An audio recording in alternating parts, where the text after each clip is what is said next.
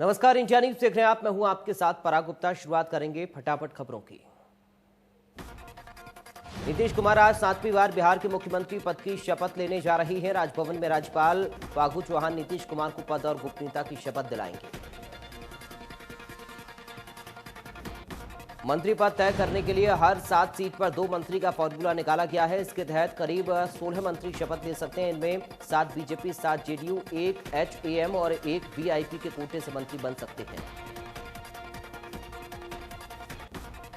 तारकिशोर प्रसाद और रेणु देवी का deputy CM बनना तय हो गया है। इस तरह से बिहार में इस बार 2 डिप्टी सीएम बन सकते हैं। बीजेपी की ओर से कुछ भी नाम पर अंतिम मोहर लगनी बाकी है।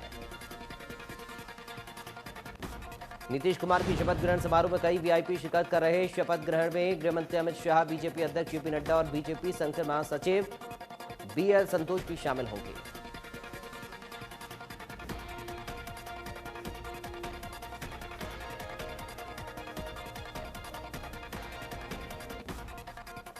आरजेडी के वरिष्ठ नेता शिवानंद तिवारी ने बिहार विधानसभा चुनाव में करीबी लड़ाई में मिली हार का ठीकरा राहुल गांधी और कांग्रेस पर फोड़ा। शिवानंद तिवारी ने कहा कि जब बिहार में चुनाव अपने शबा पर था, तब राहुल गांधी शिमला में प्रियंका गांधी के फार्म हाउस में पिकनिक मना रहे थे। आरजेडी नेता ने कहा कि बिहार चुनाव में प्रियंका गांधी ने कोई रैली नहीं की और ऐसे लोगों को प्रचार के लिए भेजा गया जिन्हें यहां के बारे में कुछ पता ही नहीं था। कांग्रेस महागठबंधन के लिए घातक साबित हुई। कैथल के विधायक लीलाराम ने मोबाइल पानी टेस्टिंग वैन को हरी झंडी देकर रवाना किया। ये मोबाइल वैन गांव-गांव में जाकर पानी के 9 पैरामीटर की जांच करेगी।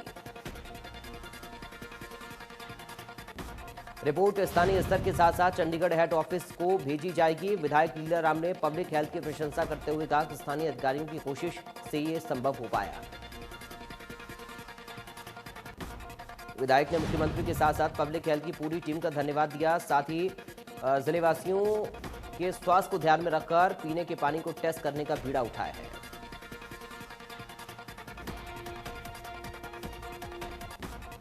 कोरोना काल के 8 महीने बाद प्रदेश के कॉलेजों में कक्षाएं शुरू हुई। फतेहाबाद के कॉलेजों में स्वास्थ्य विभाग की गाइडलाइन को ध्यान में रखते हुए पुख्ता इंतजाम किए गए।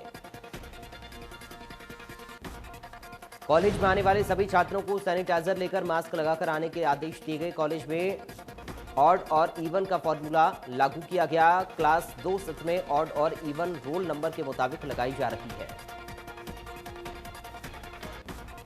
कॉलेज के प्रिंसिपल ने बताया कि कॉलेज में सुबह 9 से लेकर 12 तक ऑड रोल नंबर और 12 से लेकर 3 बजे तक इवन रोल नंबर की कक्षाएं लगाई जा रही हैं।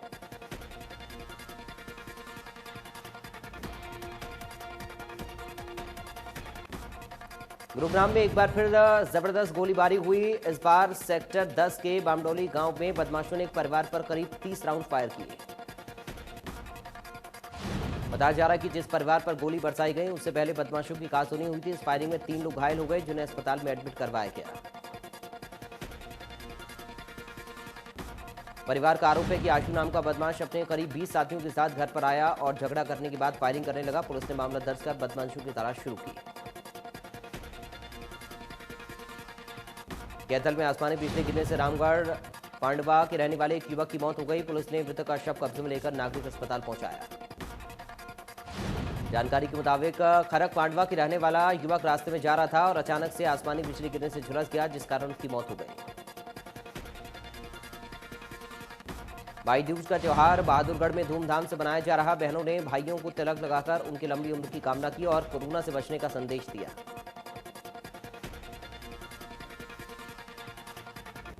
महाराष्ट्र में सभी धार्मिक स्थल खुल गए। उद्धव सरकार ने मंदिर, मस्जिद, गुरुद्वारे, दरगाह सबको खोलने की इजाजत दी। कोरोना संकट के चलते 18 मार्च को धार्मिक स्थल बंद कर दिए गए थे।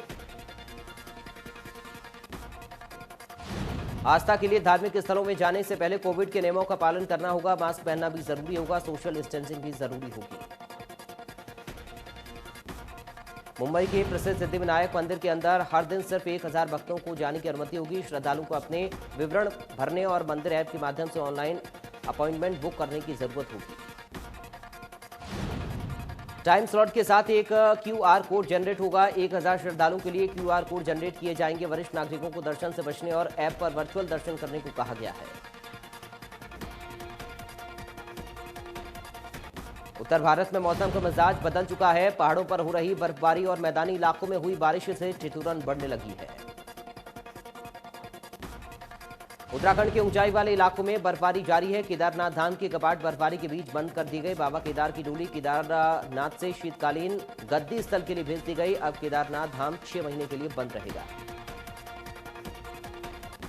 किसानों को बारिश का इंतजार था। बारिश नहीं होने से गेहूं की खेती में देरी हो रही थी। पहली बारिश से किसान खुश नजर आ रहे हैं। गंगोत्री और यमुनोत्री धाम में लगातार बर्फबारी जारी है। दोनों ही धाम बर्फ से ढक गए हैं। अगले 2 दिन में बर्फबारी और भारी बारिश की संभावना है। कोरोना वायरस के चलते हज यात्रा में कई बड़े बदलाव किए गए। इन बदलावों का असर इस हज यात्रा के खर्च पर भी पड़ा, जिसके चलते आने वाली हज यात्रा बहुत महंगी हो सकती है। अभी हज कमेटी ऑफ इंडिया की ओर से सिर्फ एक अनुमानित रकम बताई जा रही है, लेकिन आगे चलकर इसमें और इजाफा होने की उम्मीद है। 2021 में एक यात्री पर कम से कम 1.27 लाख रुपए का फर्क आ सकता है। फरीदाबाद की गलियों में आवारा घूमने वाली रॉकी अब लंदन जाने की तैयारी कर रही है। रॉकी नाम की स्ट्रीट डॉगी 18 नवंबर को कार्गो प्लेन में बैठकर लंदन जाएगी। 1 साल पहले ट्रेन की चपेट में आने से रॉकी घायल हो गई थी, जिसके बाद पीपल फॉर एनिमल संस्था के डॉक्टर्स ने उसकी सर्जरी कर आगे के दोनों पैर काट दिए थे। बाद में रॉकी को जयपुर से कृत्रिम पैर भी लगवाए गए, लेकिन वो सफल नहीं हुए। संस्था ने डॉक्यूमेंट्री बनाकर सोशल मीडिया पर वायरल की, जिसे लंदन में बैठी एनिमल संस्था ने देखा। रॉकी को गोद लेने का फैसला किया। अब अपाहिज रॉकी 7 समंदर पार हवाई रास्ते से लंदन जाएगी। जुलाना में सेन समाज ने सेन जयंती कस्बे की अग्रवाल धर्मशाला में बड़ी धूमधाम से मनाई। इस मौके पर समाज के लोगों ने हवन यज्ञ किया। भंडारे का आयोजन हुआ। लोगों ने हवन में आहुति डालकर यज्ञ को संपूर्ण किया। सेन समाज के लोगों ने अपनी दुकानें बंद रखी। पूरा दिन सेन भक्ति में लगाया।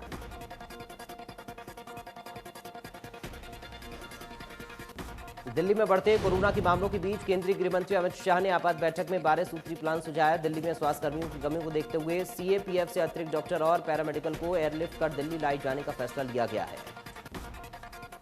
दिल्ली के मुख्यमंत्री अरविंद केजरीवाल, केंद्रीय स्वास्थ्य मंत्री हर्षवर्धन समेत कई वरिष्ठ नेता अधिकारी बैठक में मौजूद रहे। बैठक में केंद्र की तरफ से दिल्ली को आईसीयू बेड देने और अन्य उपकरण मुहैया कराने की बात कही गई।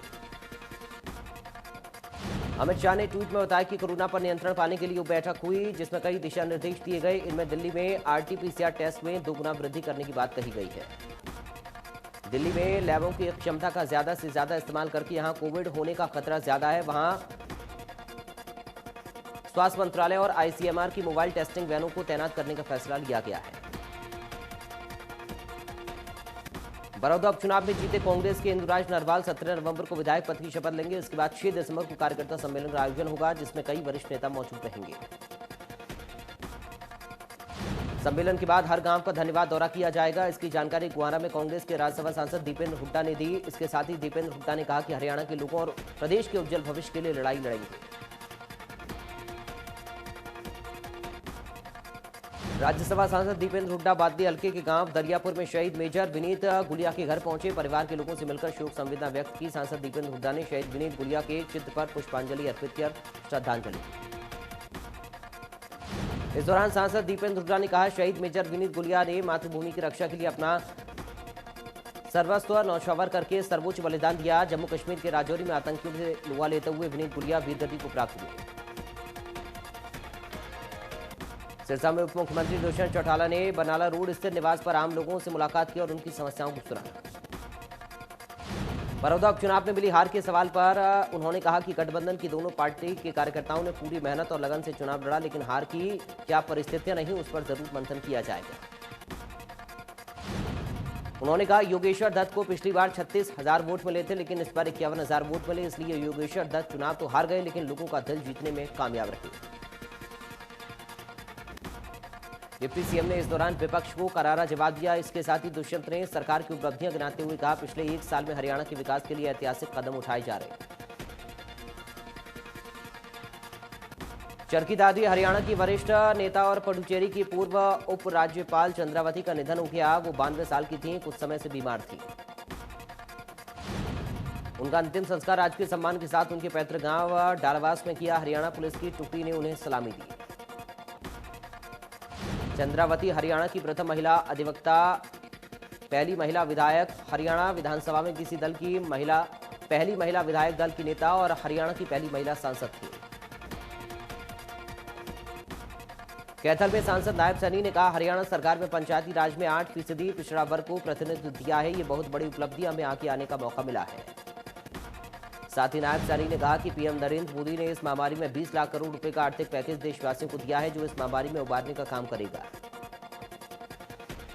इसके अलावा उन्होंने कहा कि बीजेपी ने अयोध्या में राम मंदिर का भी निर्माण शुरू करवा दिया, जो बहुत पुराने भारतवासियों की कुछ सबसे बड़ी मांग थी। हम विकास की गति पर आगे बढ़ रहे हैं और हर जगह एक समान विकास करवा रहे हैं। विधानसभा डिप्टी स्पीकर रणवीर सिंह गंगवा सिरसा पहुंचे, जहां उन्होंने कहा कि पंचायती राज चुनावों में बीसीए वर्ग को 8% आरक्षण देने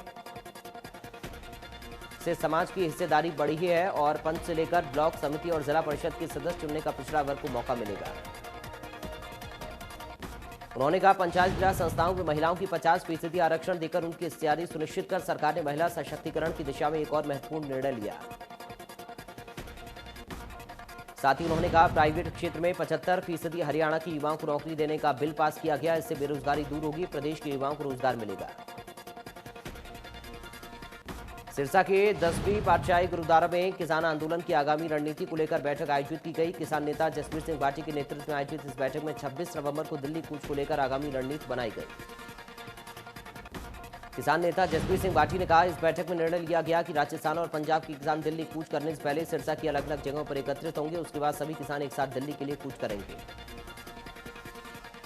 साथ ही कहा, इस बार भी किसानों की ओर से पूरी कोशिश रहेगी कि 26 नवंबर को जिले के अलग अलग स्थानों से दिल्ली कूच के लिए किसान बढ़ चढ़कर भाग लेंगे और कृषि कानूनों के खिलाफ अपनी आवाज बुलंद करेंगे।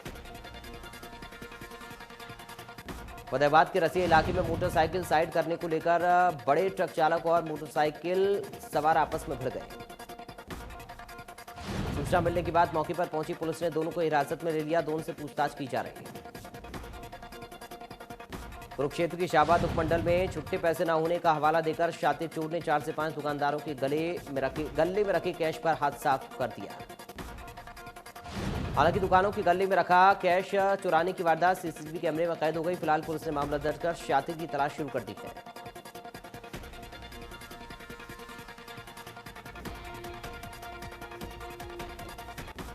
हिसार के गांव गंगवा में स्थित श्मशान घाट में एक बुजुर्ग चौकीदार की हत्या कर दी गई। पुलिस ने फिलहाल मामला दर्ज कर जांच शुरू की। कैथल में प्राइवेट बस चालकों की गुंडागर्दी सामने आई। प्राइवेट बस कंडक्टर ने सरकारी बस के चालक को लोहे की रॉड से जानलेवा हमला किया। प्राइवेट बस चालकों की गुंडागर्दी का वीडियो वायरल हो गया। सरकारी बस के चालक के सिर में खून बहा, जिसके बाद गंभीर हालत में उसे अस्पताल में भर्ती करवाया गया।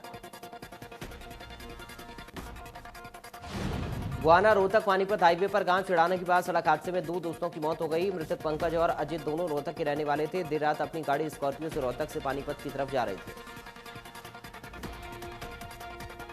जम्मू कश्मीर और लद्दाख के ऊंचाई वाले इलाकों में शनिवार को सीजन की पहली बर्फबारी हुई, जिसकी वजह से श्रीनगर लेह राजमार्ग को बंद करना पड़ा। इसके साथ ही कश्मीर पहुंचे पर्यटकों ने बर्फबारी का जमकर आनंद लिया। मौसम विभाग के मुताबिक अगली कई दिनों तक बर्फबारी में तेजी आने की संभावना जताई जा रही। बता दें, कश्मीर के बारामूला जिले प्रसिद्ध स्की रिजॉर्ट गुलमर्ग और मध्य कश्मीर के पर्यटन केंद्र सोनबर्ग में जमकर बर्फबारी हुई। कैथल समेत हरियाणा के कई जिलों में मौसम के एकदम से करवट लेने से रिमझिम बरसात शुरू हो गई। कैथल में भी शाम होते ही रिमझिम बारिश हुई, जिससे किसानों की मुसीबतें काफी बढ़ गईं। हालांकि इस बरसात के कारण एकदम से तापमान गिरेगा तो वहीं किसानों के लिए काफी नुकसानदायक भी साबित होगा। रतला विधायक एवं हरियाणा वेयर हाउस के चेयरमैन नयनपाल रावत ने गांव जुनहेड़ा में करीब 2 करोड़ के विकास कार्यों का उद्घाटन किया। अमेरिका में राष्ट्रपति चुनाव का फाइनल रिजल्ट अभी नहीं आया, लेकिन जो बाइडन को संभावित राष्ट्रपति के रूप में देखा जा रहा है। जो बाइडन को 290 इलेक्टोरल वोट मिले, जबकि निवर्तमान राष्ट्रपति डोनाल्ड ट्रंप को अभी तक 232 इलेक्टोरल वोट मिले हैं। वोटों की गिनती अभी भी जारी है। इस बीच डोनाल्ड ट्रंप ने दावा किया कि वो चुनाव जीत गए हैं। इससे पहले डोनाल्ड ट्रंप ने मान लिया था कि उनकी हार हुई है, लेकिन उनका ये कबूलनामा आरोप के साथ आया था। ट्रंप ने जो बाइडन की जीत की बात मानी तो थी, लेकिन उन्होंने चुनाव में धांधली का आरोप लगाया था। राष्ट्रपति चुनाव के नतीजों के बाद पहली बार लोगों से मुखातिब होने आए ट्रंप ने चुनाव में धांधली होने के आरोप लगाए। प्रदेश में कोरोना के 1957 नए केस मिले, 8 मरीजों की जान चली गई। कुल आंकड़ा 2 लाख के करीब पहुंचा। 2019 मरीजों की अब तक हो चुकी मौत। गुरुग्राम में 515 नए मरीजों की पहचान, 1 मरीज की जान चली गई। टोटल केस 39,000 से ज्यादा। फरीदाबाद में 643 नए केस मिले, 2 मरीजों की कोरोना की वजह से मौत। कुल केस का आंकड़ा 32,000 के पार। देश में 24 घंटे में 30,681 नए केस मिले, 434 मरीजों की मौत। 88,45,000 से ज्यादा टोटल केस, 4,65,000 से ज्यादा एक्टिव केस। महाराष्ट्र में कोरोना से एक दिन में हुई 60 मरीजों की मौत। कुल मौत का आंकड़ा हुआ 46,000 के करीब। अब भी 84,918 केस एक्टिव। तमिलनाडु में कोरोना से हाहाकार, एक दिन में आए 1,819 नए केस। अब भी 16,000 से ज्यादा एक्टिव केस। अब तक 11,478 से ज्यादा की मौत। उत्तर प्रदेश में कोरोना से लोगों का बुरा हाल, एक दिन में मिले 1,401 नए केस। अब तक 4,80,965 से ज्यादा मरीज हुए ठीक। 22,967 केस एक्टिव। राजस्थान में कोरोना के 18,000 से ज्यादा एक्टिव केस। एक दिन में 2,184 नए केस मिले। मरीजों का आंकड़ा हुआ 2,25,000 के पार। दिल्ली में लगातार बढ़ रहा कोरोना का संक्रमण, 24 घंटे में सामने आए 3,235 नए केस। 95 लोगों की मौत। 39,000 से ज्यादा केस एक्टिव। आंध्र प्रदेश में एक दिन में आए कोरोना के 1,056 नए केस। मरीजों का आंकड़ा हुआ 8,54,000 के पार। 18,000 से ज्यादा एक्टिव केस। पूरी दुनिया में कोरोना के आंकड़े हुए 5 करोड़ 48 लाख के पार। अब तक 13,24,000 से ज्यादा मरीजों ने गंवाई जान। पूरी दुनिया में अब 1 करोड़ 53 लाख के पार कोरोना के एक्टिव केस। अमेरिका में कोरोना ने जमकर मचाई तबाही। कुल मरीजों की संख्या हुई 1 करोड़ 13 लाख के पार। अब तक 69,35,000 से ज्यादा मरीज हुए ठीक। कोरोना के मामले में पूरी दुनिया में तीसरे नंबर पर ब्राजील। अब तक 1,65,000 से ज्यादा मरीजों ने कोरोना के चलते गंवाई जान। कुल मरीजों का आंकड़ा हुआ 58,63,000 के पार। और रूस में कोरोना के मरीजों की लगातार बढ़ रही संख्या। कुल मरीजों की संख्या 19,25,000 के पार। अब भी 4,52,000 से ज्यादा केस एक्टिव। 33,186 मरीजों की मौत।